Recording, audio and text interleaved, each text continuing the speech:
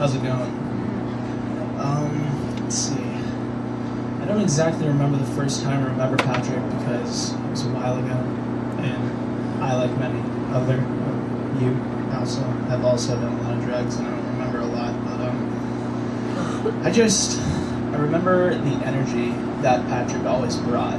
You know, whether it's in class, you know, chilling in Santa Monica, Culver City, you know, Brentwood, wherever. But he was just the funniest kid I've ever met in my entire life. He just always knew how to make you laugh. Or, you know, he's the funniest kid.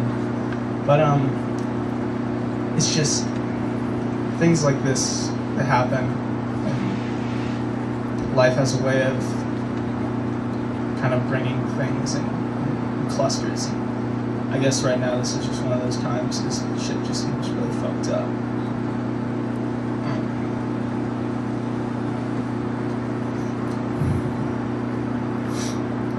I really miss him, you know.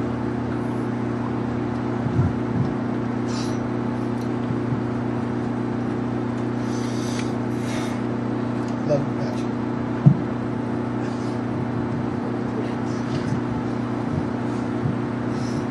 Anybody want to go next?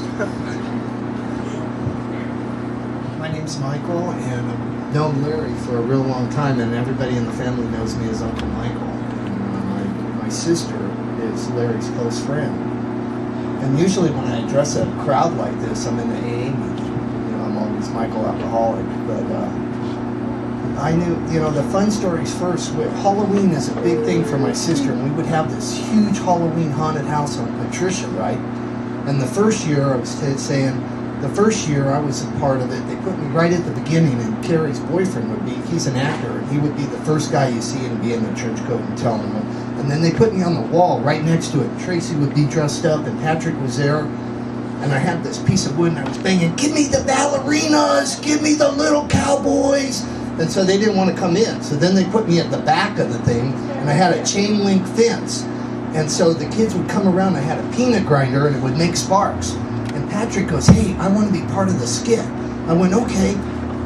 You go out there and look like you're lost, and as the kids come by, I'll run out and get you and go, I got one. And so Patrick ran out.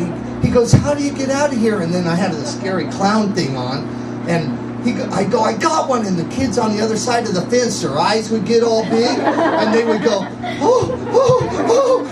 and I'd throw them over my shoulder, and we'd walk into the kitchen, and we'd high-five each other and take a breath, and then Patrick would go out again to the next crew that was coming by, and he'd go, I can't get out, help me, and the kids' eyes, man, they'd start crying.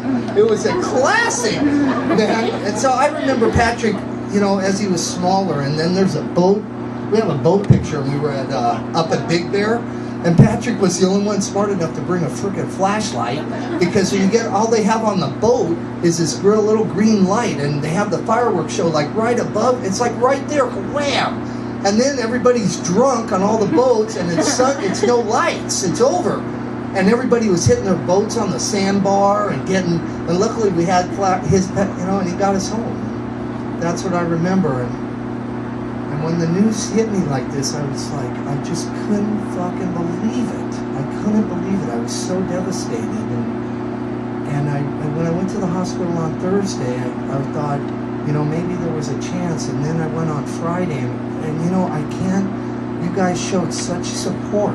It's phenomenal, and it's great. And that's what they try to teach us in those meetings, is love and service. And you guys have shown and really came up to the plate and showed a lot of love and service. And then I went back on Friday to support Larry and the family, and then it all turned to crap real quick. They made the decision, and what really struck me is I go to a Saturday night meeting in Malibu, and I was there, and there was a kid, 18 years old, taking a cake for a year, see, and I just left the setting in the hospital, and I was watching the kid for a year take a cake and had all his friends and his girlfriend with him.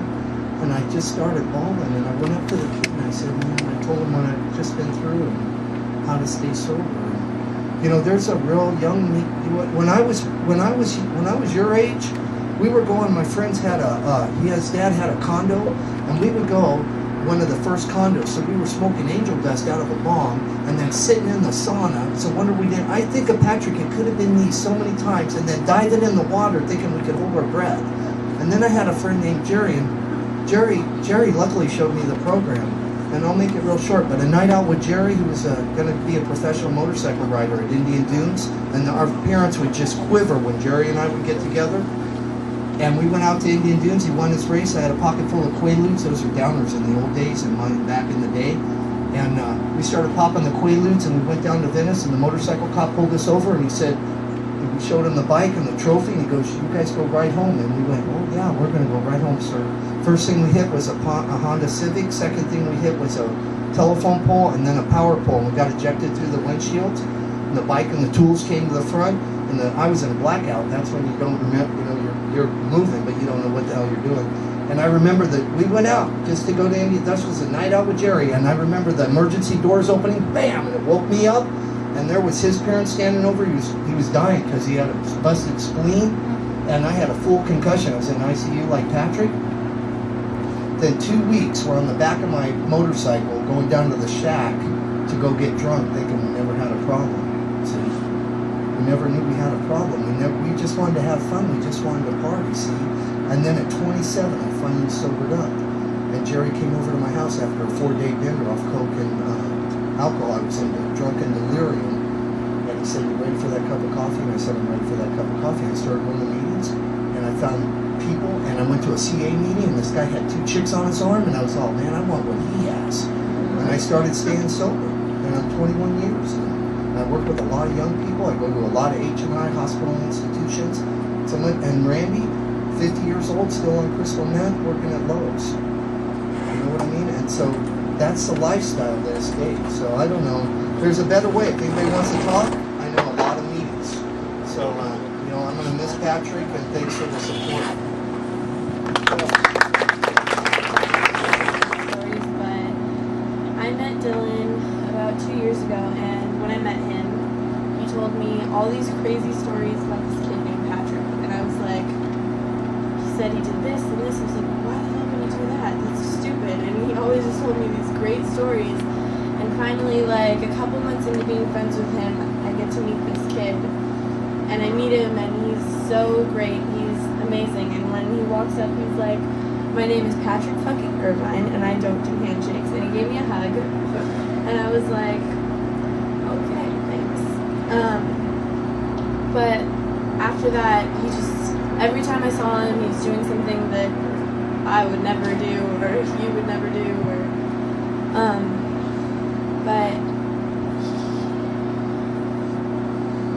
he was really caring, and every time I talked to Dylan about him, he just said nothing but good things, and Ty and his girlfriend and everybody just always talked so well about him.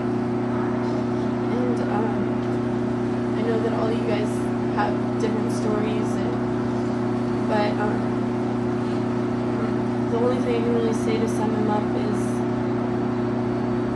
great.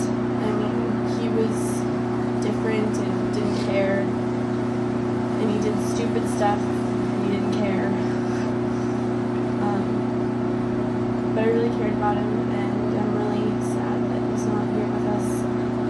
Every party we have, every birthday surprise, everything that we do is just going to be a little less quiet.